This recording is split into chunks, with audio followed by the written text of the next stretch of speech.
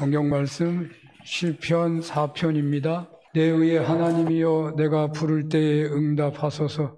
곤란 중에 나를 너그럽게 하셨사오니 내게 은혜를 베푸사 나의 기도를 들으소서. 인생들아 어느 때까지 나의 영광을 바꾸어 욕되게 하며 헛된 일을 좋아하고 거짓을 구하려는가. 여호와께서 자기를 위하여 경건한 자를 택하신 줄 너희가 알지어다. 내가 그를 부를 때에 여호와께서 들으시리로다. 너희는 떨며 범죄하지 말지어다. 자리에 누워 심중에 말하고 잠잠할지어다. 의의 제사를 드리고 여호와를 의지할지어다. 여러 사람의 말이 우리에게 선을 보일 자 누구냐 하오니 여호와여 주의 얼굴을 들어 우리를 비추소서. 주께서 내 마음에 주신 기쁨은 그들의 곡식과 새 포도주가 풍성할 때보다 더하니이다. 내가 평안히 눕고 자기도 하리니 나를 안전히 살게 하시는 이는 오직 여호와이시니이다. 아멘. 제가 어렸을 때 아마 여러분도 아마 익히 보셨을 것 같은데, 버스를 타면요 운전석 옆 앞쪽 중간에 쉽게 볼 수 있는 사진 하나가 있었는데요, 그것은 한 어린아이가 손 모으고 기도하는 장면입니다. 이 어린아이가 누군가 하고 처음에 궁금했는데 정확하게는 몰라요. 누가 그러더라고요. 사무엘이라고. 근데 이 사진 밑에 뭐라고 써 있는지 아세요? 오늘도 무사히. 오늘도 무사히라고 써 있어요. 그 사진을 보면서 야, 저 기사 아저씨는 믿음이 진짜 좋은 분이구나, 그렇게 생각하고 있는데 문을 딱 열더니 담배를 피더라고요. 옛날에 차 안에서 담배 핀 거 아시죠? 요즘에 얼마나 천지개벽 됐어요. 길에서도 담배를 못 펴, 지금은. 옛날에 버스에서 담배 피는 사람 한둘이 아니요. 이렇게 세상이 변해. 담배 피니까 저 사람은 크리스찬이 아니구나. 차를 하나만 본 게 아니고 차 탈 때마다 그게 써 있어요. 오늘도 무사히 이렇게 하고 기도하고 있고. 근데 다 담배 피는 건 아니고 가끔 피더라고.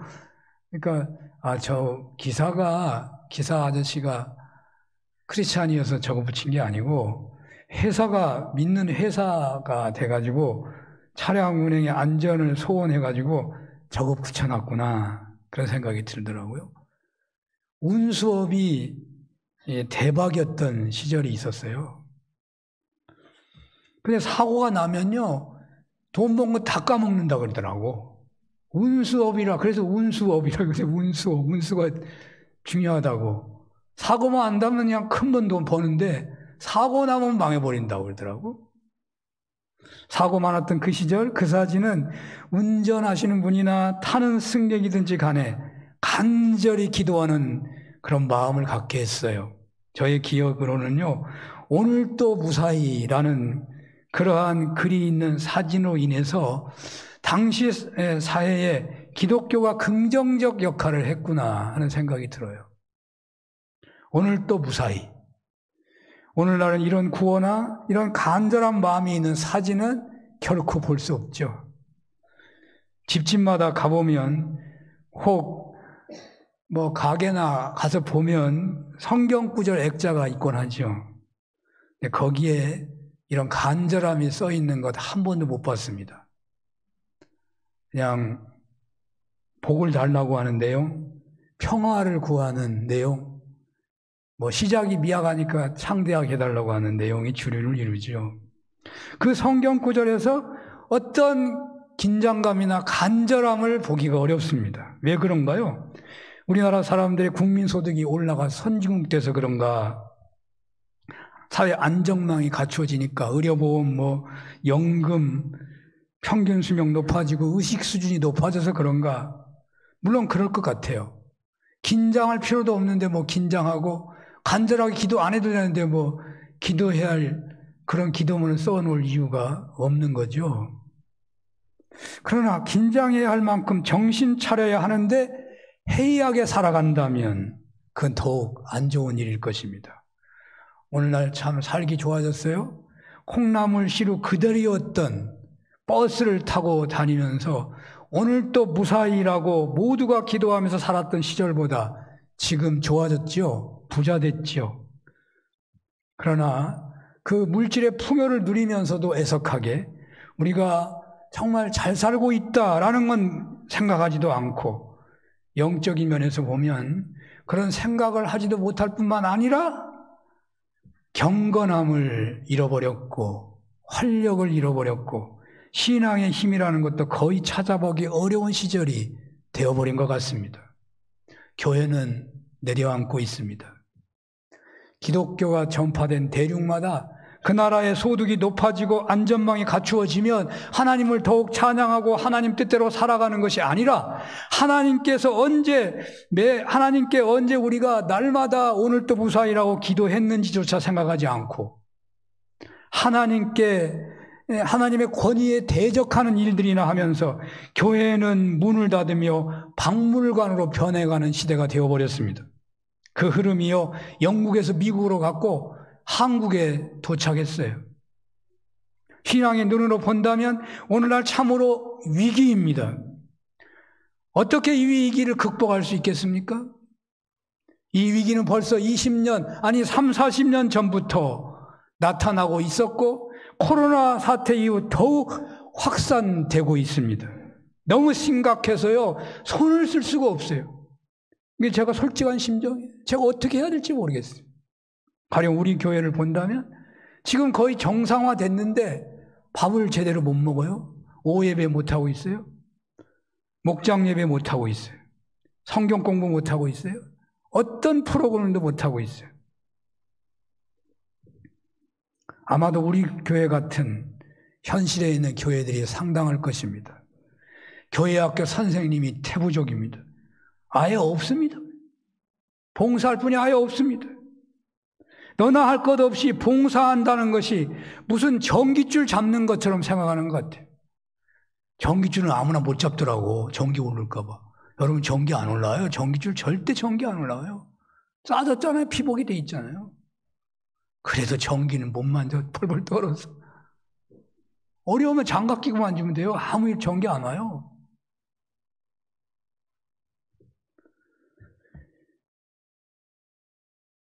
봉사하는 것이 전깃줄 맞는 것처럼 생각하는 거예요. 겁신을 얼마나 겁을 내는지 몰라요. 어떻게 해야 하겠습니까? 위기에 놓일 때마다 성각자들은 과거를 돌아보곤 하지요. 세계교회 역사에서 가장 교회가 위기였던 때가 언제 하면 중세 교회가 십자군 전쟁을 7, 8차례나 해가지고 완전히 망해버린 때라고 할 수 있어요. 그때 교회는 신앙이 패닉 상태였어요.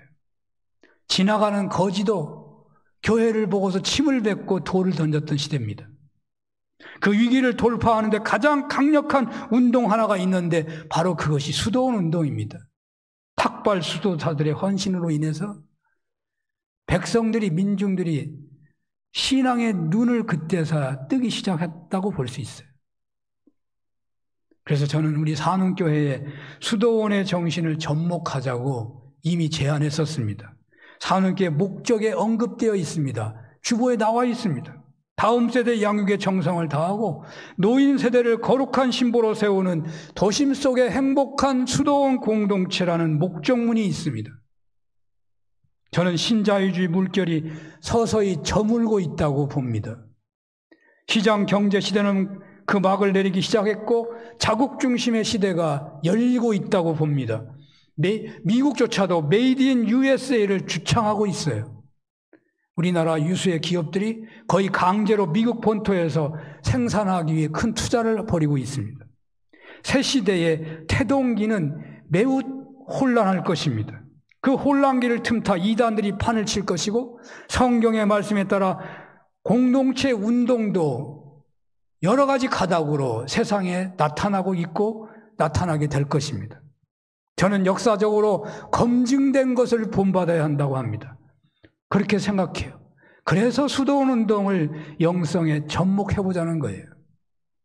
신자유주의의 시대정신 중에 하나는 더 값싸게 더 많이 생산해서 더 풍성하게 누리자는 것이죠. 그리하여 미국 주도의 세상이 거의 100년 유지되었는데 이제 그 시대가 막을 내리고 있다라고 예견하는 그런 말들이 쏟아지고 있어요. 미국은 패권국의 지위를 유지하려고 갑절로 힘쓰고 있고 그런 시도에 격동기를 맞고 있는 나라들은 몸살을 앓으며 새 시대를 향한 몸부림을 치고 있다고요. 기독교는 무엇을 할 수 있겠습니까? 신자유주의의 주인은요, 돈이 움직이는 세상이라고 할 수 있습니다. 그래서 정치, 문화, 의학뿐만 아니라 종교의 영역도 돈이 지배한다고 봐야 합니다. 그렇지 않나요? 저는 다 지배하고 있다고 봐요. 성경으로 돌아간다면 돈의 지배를 넘어서야 돼요. 돈의 지배를 못 넘어선다면 다 진리가 아니에요. 역사 속에서 이 문제를 넘어선 운동이 바로 수도원 운동이었다는 말입니다. 청빈이 바로 그것입니다. 그리고 더러운 윤리가 판을 치는 세상에 성결운동, 거룩운동과 그리고 자기중심주의, 포스트 모던 시대에서 오직 말씀에 순명하는 수도원 운동이야말로 믿음의 새 시대를 여는 최고의 방안이다 하는 생각이 든다는 것입니다. 그래서 수도원의 청빈과 성결, 순명의 정신에 교회가 그 정신을 한다면 꺼져가는 교회 신앙 회복의 최고의 방법이 아니냐 하는 생각을 해봤다는 것이죠. 그래서 저는 이 시간 우리 교회 목적과 비전을 생각해 보려고 하는 거예요. 창립 기념 10월 달이기 때문에 목적을 다시 한번 생각해 보는 거예요. 새 시대를 연 120명의 마가다락방의 제자 공동체가 목적입니다. 새 시대는 누가 여는지 아십니까? 지금 새 시대를 열지 않으면 안 돼요. 지금 옛날하고 똑같이 살아서는 안 된단 말이에요. 성령 충만한 공동체만 새 시대를 열 수 있어요. 성령은 율법적이지 않고 또 말씀 중심도 아니에요. 어찌 보면 성령 중심이에요. 영이라고 하는 것은요, 규정화되어 있지 않아요. 규정화되어 있지 않은 영만이 새 시대를 열 수 있는 거예요. 성령 충만해야만 우리는 새 시대를 여는 데 쓰임받을 수 있는 거예요. 새 시대를 여는 120명의 마가다락방의 제자 공동체, 새벽기도 120명이 목표예요. 사실은 기도하는 교회, 우리 사는교회 적을 둔 분들은 다른 어떤 교회보다 기도를 많이 하는 사람이에요. 우리가 바쁘고 힘들 때 못한다 하더라도 어느 순간 내가 그냥 가만히 앉아있을 때가 있다면 그때 기도하고 있어야 된다고 말이에요. 내가 어떻게 할지 몰라. 그때 기도하는 사람이어야 된다고 말이에요. 또 우리는 하나님 나라를 누리고 나누고 전하는 공동체의 목적이 있습니다. 하나님 나라를 누리자는 거예요.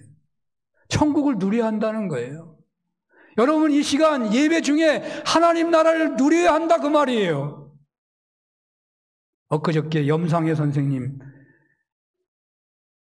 시니어 뮤지컬 그 연출을 맡아가지고 아주 큰 공연을 했어요. 우리가 인물이 많은데 염상혜 선생님 인물이에요. 사람이 잘 몰라서 그러는데 큰 인물이에요. 거기서 봤는데 뮤지컬하는 시니어들 그들의 핵심되는 강조점이 뭔가 생각해 봤는데 단장이 하는 말이 생각나요.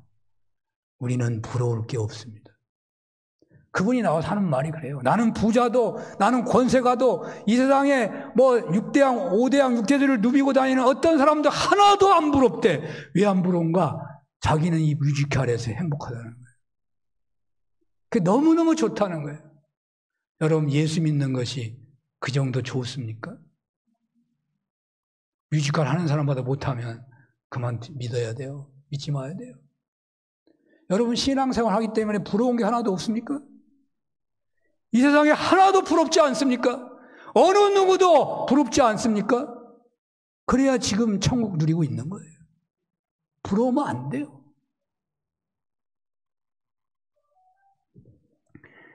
절벽인 다음 세대, 두렵게 다가오는 노인 세대 어떻게 해야 되겠습니까? 수도원의 정신으로 말씀대로 살아가는 사람이 젊은 세대에 보여져야만 젊은 세대가 믿을 수 있어요. 믿는 대로 살아가는 사람을 한 사람이라도 봐야 젊은 세대가 예수님을 믿고 따를 수 있다는 말이에요. 그 목적에 그 말이 있는 겁니다. 다음 세대. 노년 세대는 거룩한 신부로 다듬어져야 돼요. 노년 세대가 하나님 나라를 사모하는 사람들로 세워져야 하겠다는 거예요. 그래서 수도원 운동을 말하고 있는 거예요. 수도원 운동의 가장 중요한 특징이 뭐냐면 매일 기도하는 거죠. 매일 찬송하고 경건 생활하는 것이 수도원 운동의 특징인데요. 그 수도원 운동에서 가장 애용했던 시편이 시편 1편 뭐이라고 하지만 또 그 중에 두 번째로 유명한 시편이 오늘 시편이에요. 수도원에서 늘 읽는 시편이 시편 4편이란 말이죠. 오늘 시편의 결론과 같은 9절이 끝절일 8절인데 내가 평안히 눕고 자기도 하리니 나를 안전하게 살게 하시는 이는 오직 여호와이시니이다. 자고 일어나고 하루 사는 것에 대한 기도잖아요. 그러니까 매일 수도원은 매일이 중요하니까 이거를 매일 본다니까. 나는 평안히 눕고 자기도 하리니 나를 안전하게 오늘 하루 살게 하시는 이는 오직 여호와이시니이다. 나를 하루 동안 안전하게 살게 하시고 눕고 자게 하시는 이는 오직 여호와 하나님이시라는 것입니다. 어떤 위기에서도 오늘도 무사히의 은혜는 여호와 하나님을 바라보고 의지하는 데 있다는 것이죠. 그래서 오늘 또 무사히라는 예화를 제가 설교하기 전에 들은 거예요. 오늘 또 무사히. 오늘 말씀의 제목을 오늘 또 주님과 동행하게 하소서라고 한다는 의미에서 오늘 또 동행하소서라고 정한 것인데요. 그런데 설교 제목은 오늘 또 동행하소서입니다만은 그 시작은 오늘 또 무사히가 시작입니다.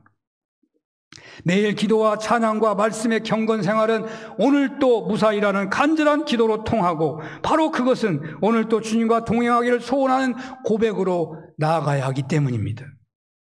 오늘 또 무사히라는 기도는 60년대, 70년대 사고 많았던 시대에만 필요했던 기도나 애침만은 아닐 것입니다. 오늘 또 무사히는 영적 현실에서 보면 오늘의 시대야말로 참으로 절실한 기도 제목이라고 보여져요. 오늘 또 무사히. 처음 면허를 따고 운전할 때마다 여러분 믿는 사람이라고 하면 그 사람 반드시 운전할 때마다 기도하고 운전할 겁니다. 안 믿는 사람은 모르죠. 그렇게 기도하고 운전할 때가 정말 복이 있었던 때예요. 제가 요즘에 기도 잘 안 하더라고. 진짜 하기 어려워요. 운전하면서 기도해요? 근데 처음 운전 배울 때 기도 안 하는 사람이 있어요? 안 하는 사람은 믿는 사람은 아니죠. 안 믿는 사람이죠. 처음 운전하면요 얼마나 떨리는 줄 아세요? 기도 안 하고는 운전 못해요. 결혼 초기에 신랑 신부는 잠자리에 들 때도 기도했고 새색 씨가 힘들까 봐 안절부절했고 신부는 새신랑 실망할까 봐 시댁 식구에게까지 흠잡힐까 봐 말 한마디 한마디 얼마나 정성을 다합니까? 그렇게 오늘 또 무사히하고 살았던 때가요 좋았던 때예요. 그런데 오늘날 우리가 그렇게 살아갑니까? 얼마나 막 살아가는지 몰라요. 병원도 많고 약도 많고 학용품도 많고 옷도 많고 가방도 많고 장난감도 많고 귀한 것도 없고 조심할 것도 없고 그저 막 살아요. 옛날에 장난감 하나 사다 주면 어떻게 해요? 그 장난감이요 신주단지요. 잊어버린다는 건 상상할 수도 없어요. 애기 놀다가 딱 보면은 나중에 어떻게 해요? 바로 잊어버리지 않으면 갖다 놔야 돼. 모셔놔야 돼요. 잊어버리면 안 되는데. 여러분 가방을 잊어버려? 요즘 아이들 학교 가서 가방 잊어버리는 한두 대가 아니에요. 그냥 다 잊어버리고 다녀. 막 살아요. 긴장이 없어요. 뭘 조심해요. 그냥 막 살지. 잊어버리면 사면 그만이에요.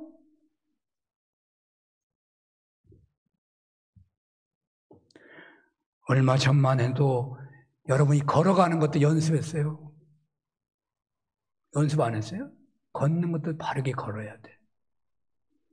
말하는 것 얼마나 훈련했는지 아세요? 옛날에 웅변학원이 한두 곳이 아니었어요. 말 잘해야 돼. 함부로 말하는 거 아니에요. 글자 쓰는 것도요, 집에서 가르쳤어요. 글자 잘못 쓰면 사람 구실 못한다. 글 쓰는 거 얼마나 연습시켰는지 아세요? 저는 글 잘 써가지고 군대 생활 잘한 사람이에요, 사실은. 편하게 군대 생활해서 어찌 보면. 그냥 뽑혀갔어요, 글자 잘 쓴다고. 암기도 얼마나 훈련했는지 몰라. 더하기 빼기 막 시켜. 밥 먹는 거, 술 마시는 것도 배우고 인사하는 것도 배웠어요. 그러나 오늘날은 너무 막 살아갑니다. 돈만 벌면 됩니다. 성공만 하면 됩니다. 거칠 것이 없습니다. 아프고 힘들어도요, 인간관계가 깨져버렸어도요, 기도할 생각 안 해요. 조금 혹평한다면 그렇게 힘들어도 기도 안 해. 그냥 막 살아가요. 돈으로 해결하는 거예요. 돈으로 해결하면 돼요. 아무리 교통사고가 나도 보험으로 연락하면 해결돼 버려요. 아무 신경 안 써요. 기도할 것도 없어요. 그냥 보험사 연락하면 다 해결돼 버리는데. 그러나 잔매에 장사가 없다는 말이 있어요. 잦은 사고, 잦은 음주운전, 한두 번만 하는 마약, 잦은 불화, 잦은 우라통, 결국 얼마 되지 않아 망쳐들게 돼 있습니다. 왜 오늘날 병자가 많은가요? 왜 암 환자가 많은 거예요, 갑자기? 돈이면 다 되니까 막 사는 거예요, 막 살아. 아무렇지도 않아. 막 병원 가면 그만이니까. 뭘 어떻게 먹든지 간에, 어떻게 걸어다니든 어디서 자든지 아무 상관없어. 돈이면 다 되니까. 큰 병 걸려요. 세월은 반복되는 것이 아닙니다. 젊음 오래가지 않습니다. 한 번 간 세월 다시 오지 않습니다. 오늘 또 무사히라고 기도해야 할 때예요. 그렇다면 오늘 또 무사히라고 기도하고 묵상하는 삶은 구체적으로 어떻게 살라는 것입니까? 본문 1, 2절을 보겠습니다. 내 의의 하나님이여 내가 부를 때에 응답하소서. 곤란 중에 나를 너그럽게 하셨사오니 내게 은혜를 베푸사 나의 기도를 들으소서. 인생들아 어느 때까지 나의 영광을 받고 옥되게 하며 헛된 일을 좋아하고 거짓을 구하려는가? 1년을 승리하기 위해서, 인생을 승리하는 인생을 살기 위해서 우리는 하루를 승리해야 돼요. 바로 그 하루를 승리하기 위해서 어떻게 사는 것이 중요하냐? 오늘 주님은 한 방법을 말씀하십니다. 본문의 다윗은 하나님을 의의 하나님이라고 부르고 있습니다. 그리고 곤란 중에 너그럽게 해주셨다고 고백하고 돼 있는데요. 그것은 다윗이 의의 하나님이라고 부르고 그가 회개함으로 인자하신 하나님의 은혜로 자기가 의인이 됐다는 거예요. 다른 사람도 의인으로 본다는 거예요. 그래서 어떤 인생들도 그의 삶을, 그의 영광을 받고 욕되게 할 수 없게 된 의인이 됐다는 말이에요. 지금 시편 4장 1절 2절이 그 말이에요. 오늘 또 무사히 살면서, 무사히라고 기도하고 외치면서 살면서 어떻게 해야 되겠습니까? 오늘 또 내가 하는 일이 의로운가 물으라는 말입니다. 지금 이 순간도 내가 하는 일이 의로운가 물으라는 겁니다. 오늘 또 무사하기를 원한다면, 오늘 또 승리하기를 원한다면, 오늘 또 주님과 함께 살기를 원한다면 지금 내가 하는 일이 의로운가를 성찰하라는 거예요. 이 시간 예배드리는 순간에도 이 예배가 의로운 제사가 되고 있는가 물으라는 거예요. 천국을 누리고 있는가 물으라는 거예요. 우리는 죄를 지을 수 있습니다. 그러나 반드시 회개해야 돼. 깨달으면 반드시 회개. 나중에 회개했다고 하겠다고 하는 것은 위험합니다. 며칠만 재미 보고 마음을 잡겠다는 거 위험합니다. 이 프로그램만 보고 내가 회개했다고 하면은 위험한 것입니다. 이 사업을 그만둘 때까지만 기다려 달라고 해서는 안 됩니다. 오늘 이 시간 의로운가를 생각해야 돼요. 막 살면 안 돼요. 오늘 또 무사하려면, 오늘 또 승리하려면 오늘 이 순간이 의로운가를 생각해야 합니다. 회개했으면 불안해하지 마십시오. 당당해야 합니다.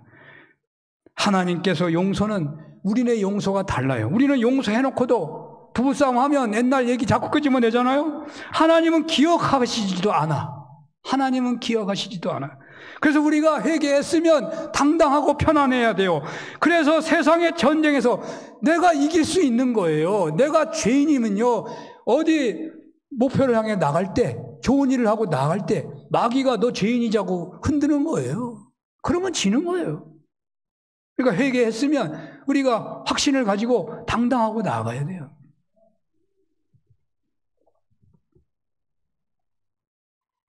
오늘 또 무사히 이 순간도 우리가 의로운 것을 물으며 살아가야 하는 거예요. 두 번째로 오늘 또 무사히는 어떻게 사는 것입니까? 하루를 승리하고 1년을 승리하기 위해서 어떻게 살아야 되겠습니까? 3, 4절을 보겠습니다. 여호와께서 자기를 위하여 경건한 자를 택하신 줄 너희가 알지어다. 내가 그를 부를 때에 여호와께서 들으시리로다. 너희는 떨며 범죄하지 말지어다. 자리에 누워 심중에 말하고 잠잠할지어다. 오늘 승리하기 위해서 변함없이 간직해야 할 태도가 뭐냐? 주님은 경건함이라고 말하고 있습니다. 하나님께서는 경건한 자를 택하십니다. 하나님께서 마지막에 손을 들어주는 사람은 경건한 사람이에요. 권투 선수 보세요. 누가 잘하는지 잘 모르겠어요. 심판이 마지막에 손 들어주는 사람이 이기는 거예요. 하나님께서는 경건한 자 마지막에 손을 들어줘. 승부가 치열할 때 다가오는 유혹은 반칙 같은 겁니다. 더 큰 유혹은 상대를 해치는 범죄의 유혹일 것입니다. 혹은 불평, 불만, 분노하며 하나님께서부터 멀어지는 유혹 같은 것입니다. 주님께서 손을 들어주사 승리의 은혜를 누리기를 원한다면 범죄의 유혹, 반칙의 유혹, 분노의 유혹, 불신앙의 유혹을 벗어나 경건함을 유지하는 데 있다는 거예요.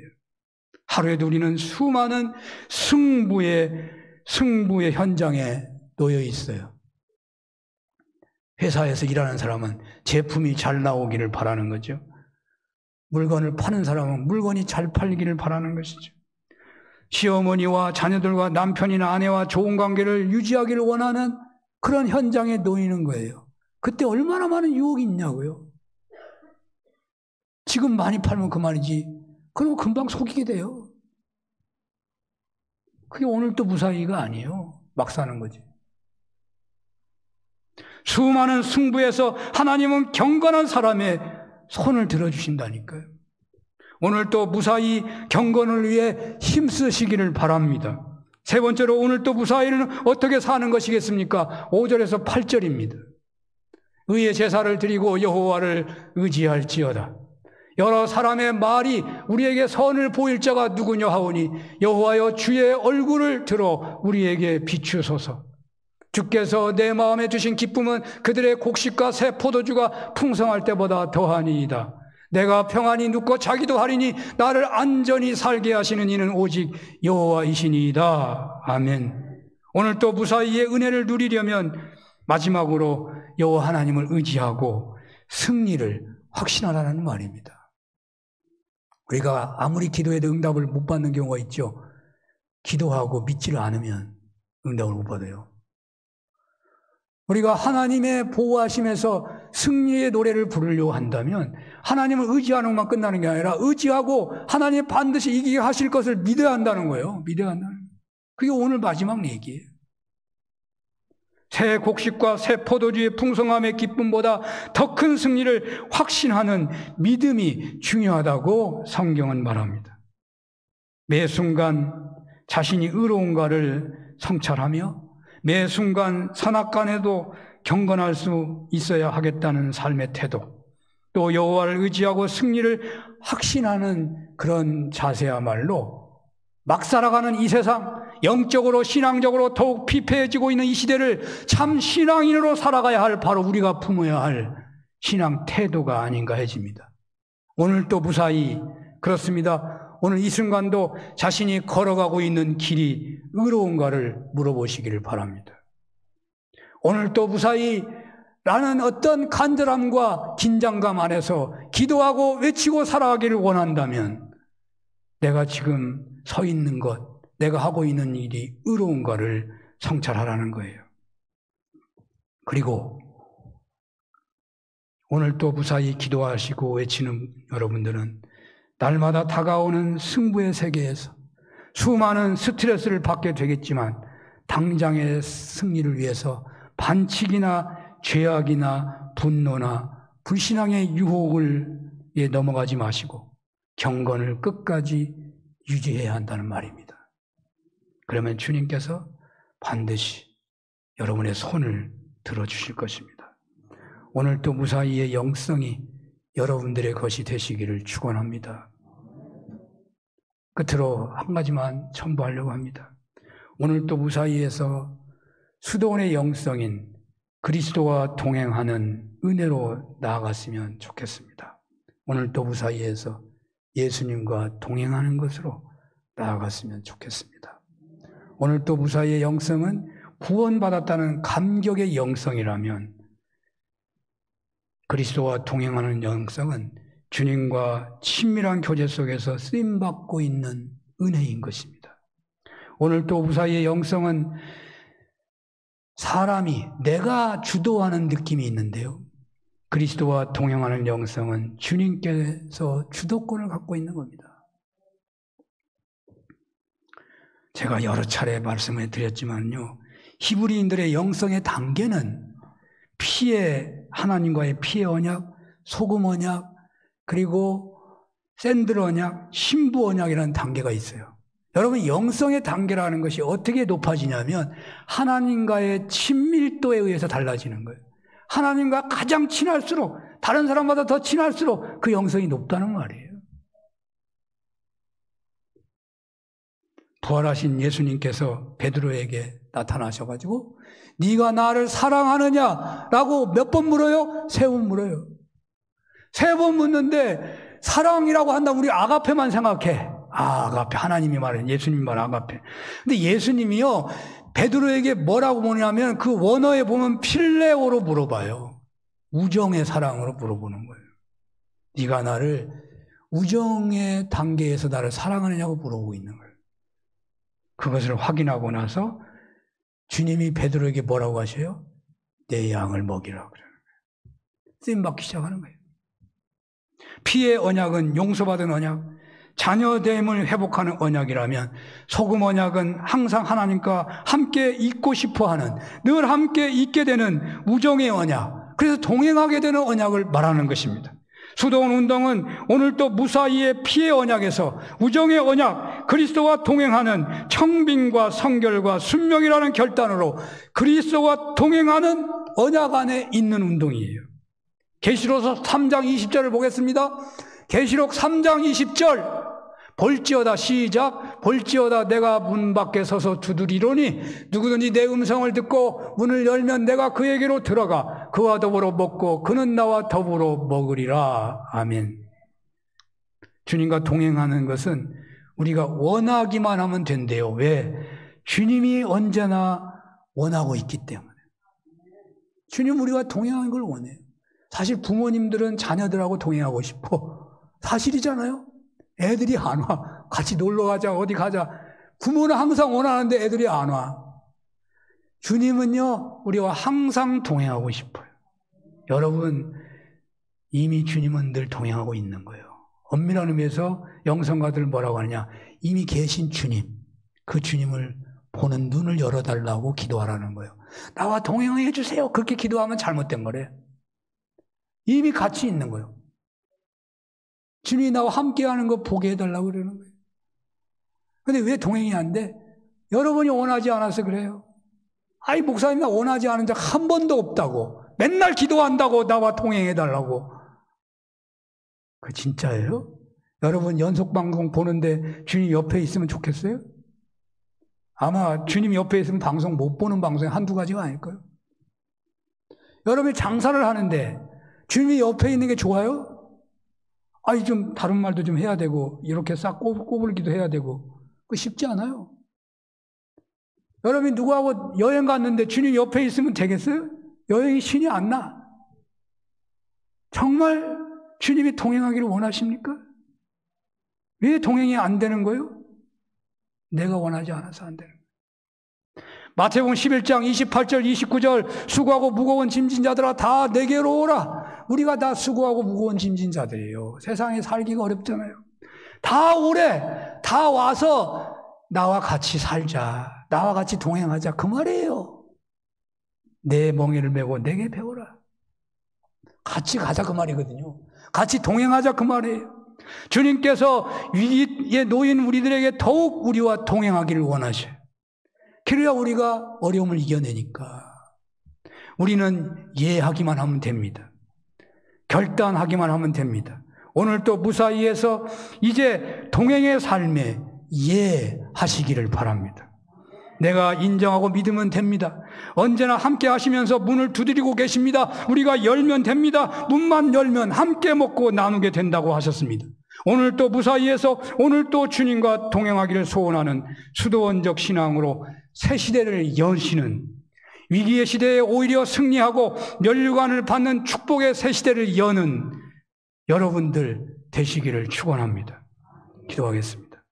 주님, 위기의 시대에 오늘 또 무사히라고 간절히 기도하며 하나님 의지하게 하시고, 동시에 언제나 주님과 동행하는 은혜를 소원하게 하여 주옵소서. 예수님 이름으로 기도합니다. 아멘.